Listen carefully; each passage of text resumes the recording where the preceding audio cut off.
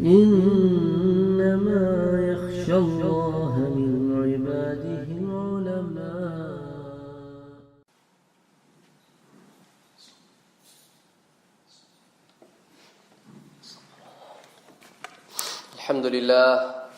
الحمد لله نستعينه ونستغفره ونؤمن به ونتوكل عليه ونعوذ بالله من شرور أنفسنا ومن سيئات أعمالنا فمن يهده الله فلا مضل له ومن يضلل فلا هادي له وأشهد أن لا إله إلا الله وأشهد أن محمدا عبده ورسوله أرسله بالحق بشيرا ونذيرا اللهم صل على سيدنا محمد صلى الله عليه وسلم. وقال الله تعالى في القرآن الكريم فأعوذ بالله من الشيطان الرجيم بسم الله الرحمن الرحيم يا أيها الذين آمنوا كتب عليكم الصيام صدق الله العظيم. This is the ayah of the Holy Quran that you probably would have read and heard thousands of times. In this ayah, Allah subhanahu wa ta'ala is addressing only the believers. It doesn't say, Ya ayyuhan nas, oh the people. No. It says, Ya ayyuhal ladina amanu, those of you who have believed. Now, I need to talk to you. So, what do I need to tell you here? I need to tell you here that kutiba, I have inscribed, I have written it down. It's not an oral, it's a written down commitment. For example, whenever we make laws, we write constitution, we write it. Then we sign it. And why do we do that? To make it official. And that's exactly what kings have done over the period of time, that whenever they want to send a message, they write it down. And when they write it down, they put a seal on it. Here the seal is the prophethood. That the Prophet Muhammad sallallahu alayhi wa sallam, the messenger of Allah subhanahu wa ta'ala, is telling us that Allah subhanahu wa ta'ala has given you this gift, this blessing.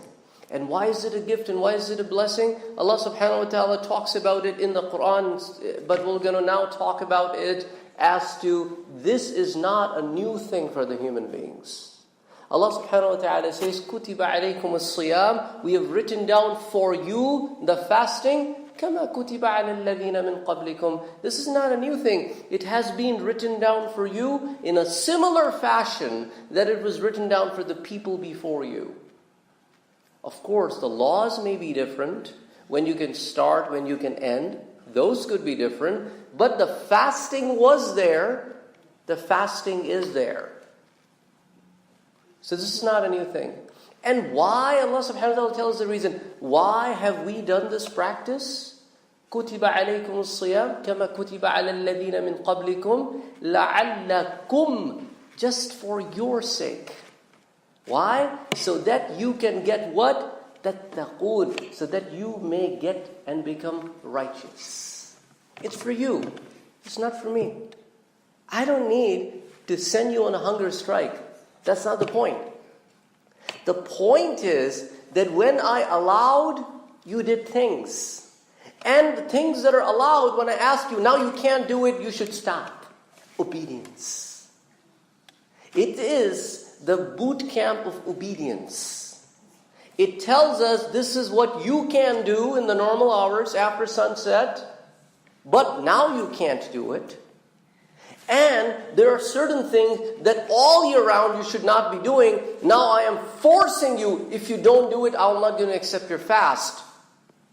You have to pray 5 times a day. Otherwise your fast is not complete. It's just nothing more than a hunger strike. You can't lie. You can't fight. You can't run into a heated argument and debates. This is not the time. This is the time to cool and calm yourself and concentrate on you. Enough of concentration on others. We are always busy what he is doing, what she is doing. We're nitpicking, microscopically managing other people. No. It's time for you to manage yourself. And then when you come out of this boot camp, that's exactly what you should continue to do. Manage yourself. If you don't manage yourself well, then you have no right to tell other people. That's pretty much like a dad who tells his kids, you shouldn't lie. but tells the same kids, when my friend calls, tell them I'm not home. This is nonsense. What are we doing to them? We're teaching them to lie and then telling them don't lie. This is totally not accepted. So Allah subhanahu wa ta'ala says, these are the guidelines that you should follow when you're fasting. Why? You should hold on to what you say. You should hold on to what you hear. You should hold on to what you see. You should hold on to what you do. Why? Because I'm preparing you for Jannah. That is the kind of a place I'm preparing you for. And that is the kind of a place I want you to feel here. That's a place where you can't lie, you can't backbite, you can't hurt anybody's feeling, you can't hurt anybody physically. That's the kind of a place you want, but you're not prepared for it yet. So live that life that I will give you when you come to me and you're righteous. Now, generally speaking, when something is introduced and it's important, like when I went to school, we took classes in marketing, and as a business management major, you also may have taken classes in marketing. And in marketing and sales, there is a pitch, and you got to follow the pitch. There's called hype. You got to create a hype in the atmosphere. Oh, the next version of Apple is coming. Oh, we have not announced the date, but it'll be coming this summer. Oh, a couple months down the road, you say, no, it's not coming in June, it's coming in August. Oh my God, you know what? These are only a set of features that we were able to manage to get. These are leaked. Who leaked them? They leaked them themselves. They're creating the hype. Oh, this may be the model of the next Apple. This is hype. Then people are looking forward to it. Now keep that in your mind. And now look at Allah subhanahu wa ta'ala doesn't talk about Ramadan yet. Says there is a month for you. There is a time for you. Doesn't talk about a month. Ya ayyuha alladhina amanu kutiba alaykum as-siyam kama kutiba ala alladhina min qablikum. We have written down for you fasting as we had written down for the people before you, so that you may get righteous. And you know what? Ayyaman ma'dudat. Oh, a few days. That's it. You're not fasting for all year. You're not fasting for months. Few days. فَمَنْ كَانَ مِنْكُمْ مَرِيضًا. And any one of you who is sick, أو على سفر, and is traveling, and it's difficult for you to fast, فَعِدَّةٌ مِنْ أَيَّامٍ أُخَرٍ. You complete those fasts when you are well in the rest of the year, in the remaining year days, or when you reach your destination, out of the Ramadan, you make up the same amount of fast that you have missed. And then there will be people among you who cannot fast, period, even after the Ramadan is over, because their sickness is such, their age is such, their situation is such, that they can't fast. وَعَلَى الَّذِينَ يُطِيقُونَهُ فِتْيَةٌ طَعَامُ مِسْكِينٍ. So those people who can't fast, they should probably give, for every day that they're not fasting, an amount of money to somebody who is poor and could feed him for a day. So let's say if that is $10 a day, for 30 days, 10 times 30, $300. You give it out to somebody who's poor. Now maybe that person is healthy but can't fast because he doesn't have money. But now you have made it possible for him to fast. SubhanAllah. You can't fast yourself, but now you have helped somebody fast. Now that person is energetic and fasting. And Allah subhanahu wa ta'ala gives you a reward of that and doesn't take anything off from his or her reward. Subhanallah. So then Allah subhanahu wa ta'ala says, فَمَنْ تَطَوَّعَ خَيْرًا فَهُوَ خَيْرٌ لَهُ. And whoever volunteers access, then it is better for him. But I'm giving you the basic guideline. But still doesn't say why. What's coming? Why am I telling all of these things to you? Then says, you know what? Shahru Ramadan. Oh, the month of the Ramadan. And you know what? This is such an important month. Out of all the year, the 12 months, I picked it because الَّذِي أُنزِلَ فِيهِ الْقُرْآنِ. This is the month that I picked because I picked this month to reveal the Qur'an. That's the importance of this month. That I picked the month for you to fast is the month that I picked to reveal the Qur'an. And what is Qur'an? هُدًى لِلنَّاسِ. It is the guidance for the mankind. What was he telling before? Ya ayyuha alladhina amanu. Those of you who have believed. Now he's saying that it is not just the guidance for you. It is the guidance for all. هُدًى لِلنَّاسِ. Anybody who reads it with open mind and open heart, is guided. هُدًى لِلنَّاسِ وَبَيِّنَاتٍ مِّنَ الْهُدَى وَالْفُرْقَانِ. And it has clear signs that if you really, really are interested and truly look into it, you will be able to differentiate right from wrong. There are no gray areas. You can't do this, you can do this. Now, do not try to microscope things. Make it easier for you. That's what we talked about last time. Do not make your life difficult for yourself.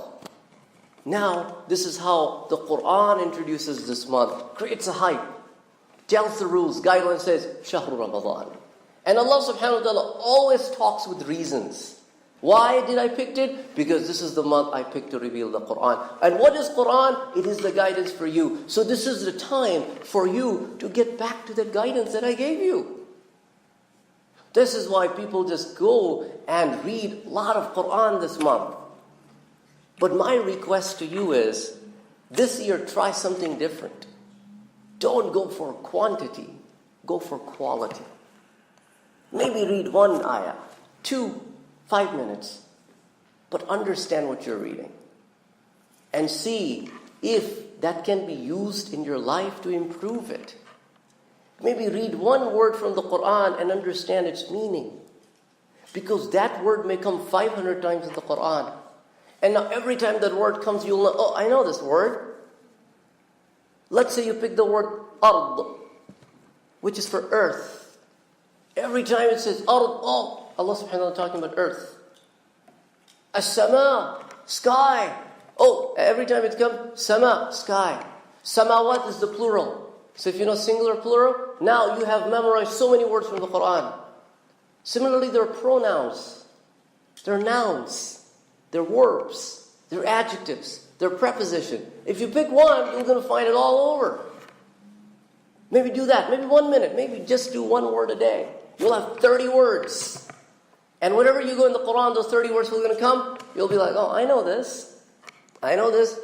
I remember one year, I did this, that every day, before the Taraweeh, all day long, what we're going to do is, I know exactly this is what the Imam may probably back and forth will do in Taraweeh. So that day, I'll go over that entire surah or entire juz with its meaning. And if I have time, if it was a day off, maybe some portions of tafsir. So now when I'm standing behind Imam, I'm like, oh, exactly, this is what he's talking about. This is what he's talking about. So you forget the count. You're not looking for him to get done. Now you're looking for him to not get done. Because you're enjoying it. You know what exactly it is saying. Or maybe get an idea. So Allah subhanahu wa ta'ala says, come to me. Have that connection established again. Now we're going to go to hadith, some of them. There are so many of them. To see how Prophet Muhammad sallallahu alayhi wa sallam presented it. The first one I'm giving to you comes in both Bukhari and Muslim. So it is a muttafaqun alayh hadith. And it also comes in An-Nisa'i. And it is reported by Abi Hurairah radiyallahu ta'ala anhu.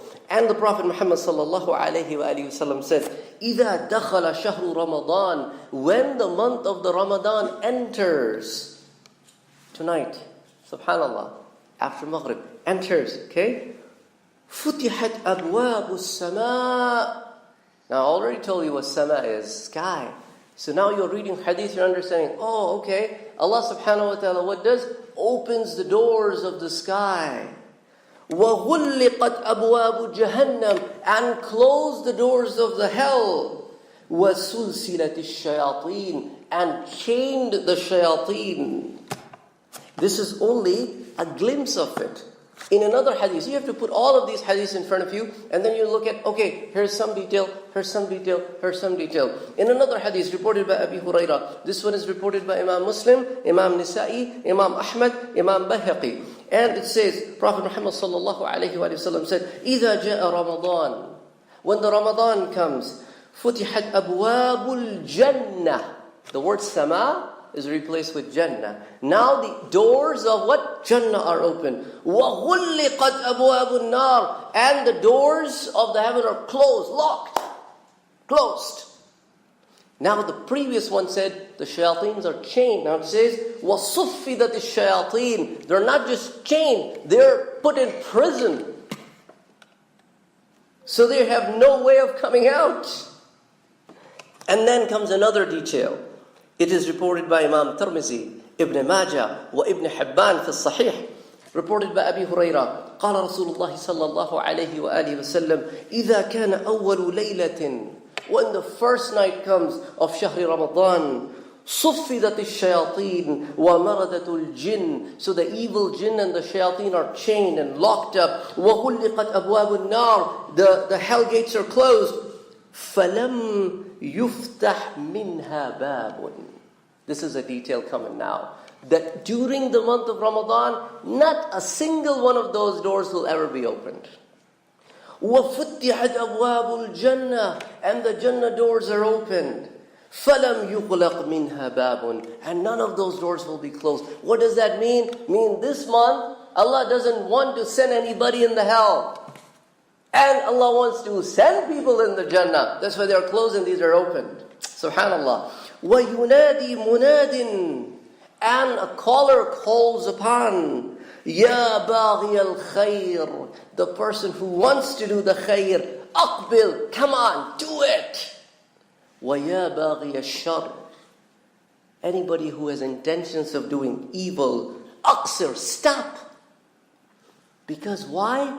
وَلِلَّهِ عُتَقَاءُ مِنَ النَّارِ, this is the month Allah subhanahu wa ta'ala wants to free people from the hellfire. وَذَلِكَ كُلَّ لَيْلَةٍ, every night He does it. Not one night. Every night He does it. Subhanallah. This is the blessing. That's why Allah subhanahu wa ta'ala says, come, get connected, get the blessing, and get yourself a place in Jannah, and get yourself safe from the hellfire. Another hadith reported by Imam Tabrani في المعجم الأوسط والمنذري في الترغيب والترهيب عن أبي هريرة رضي الله تعالى عنه يقول قال رسول الله صلى الله عليه وسلم أظلكم شهركم هذا. And before Prophet Muhammad sallallahu alayhi wa sallam made this statement, said, بِمَحْلُوفِ رَسُولِ اللَّهِ. Abi Hurairah said, Prophet took an oath and said that the month that is coming on you, and we're going to put a shade on you, مَا مَرَّ بِالْمُسْلِمِينَ شَهْرٌ خَيْرٌ لَهُمْ مِنْهُ. Among the entire year, there isn't a month that is better than this month in its entirety. This is the beauty of the Shahr Ramadan, الَّذِي أُنزِلَ فِيهِ الْقُرْآنِ.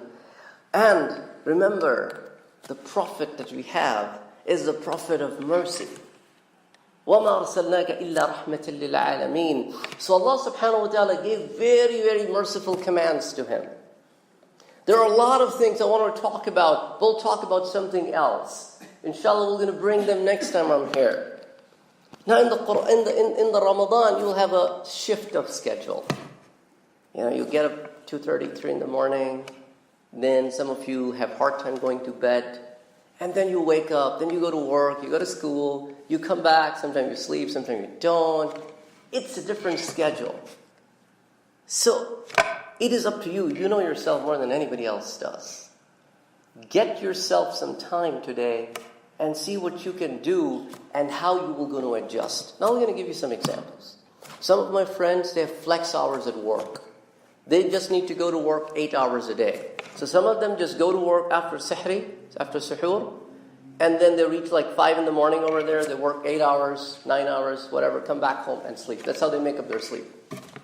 Some of them do this, that they maintain their regular schedule 4 days a week. They save 4 days of vacation, which they take on every Friday in the month of Ramadan, so they get a long weekend for themselves.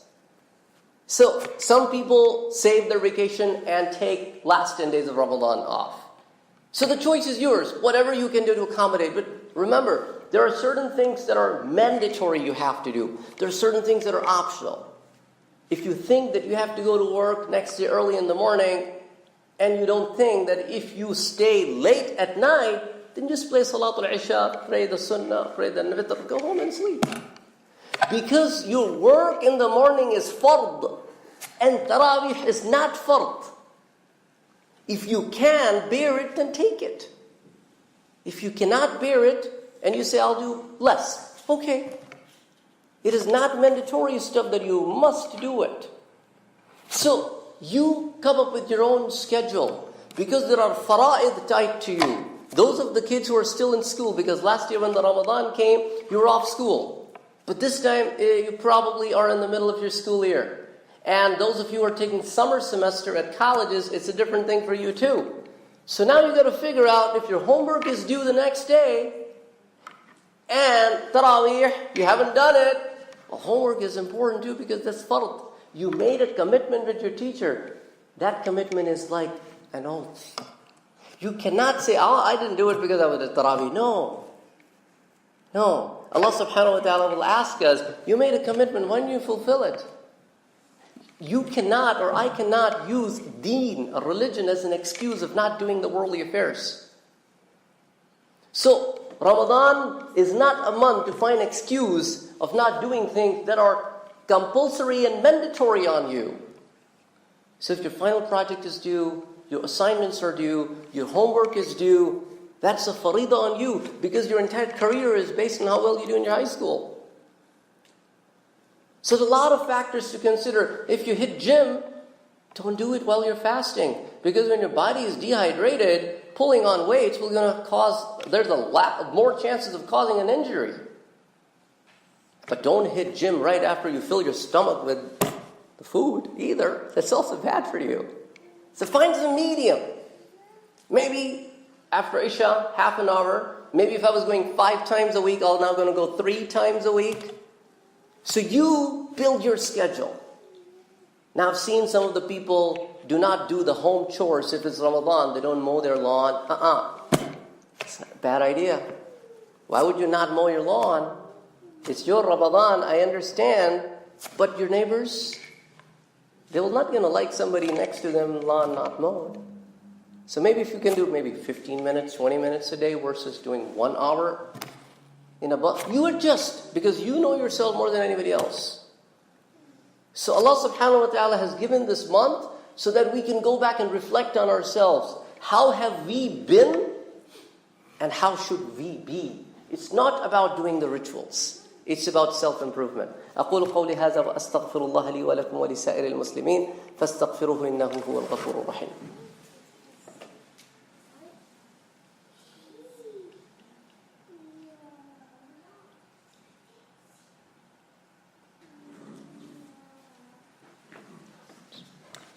إن الله وملائكته يصلون على النبي يا أيها الذين آمنوا صلوا عليه وسلموا تسليما اللهم اغفر للمؤمنين والمؤمنات والمسلمين والمسلمات الأحياء منهم والأموات إنك تحب العفو فاعف عنا يا كريم يا غفار ربنا آتنا في الدنيا حسنة وفي الآخرة حسنة وقنا عذاب النار ربنا لا تزغ قلوبنا بعد إذ هديتنا وهب لنا من لدنك رحمة إنك أنت الوهاب لا إله إلا أنت سبحانك إننا كنا من الظالمين. Allah subhanahu wa ta'ala, the month of Ramadan is coming. Please make it easier for us.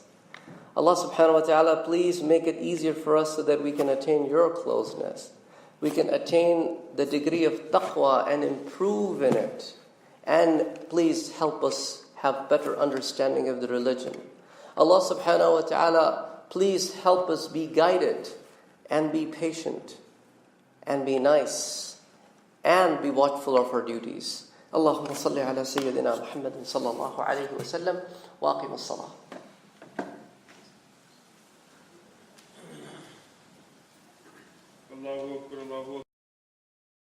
وفوق كل ذي علم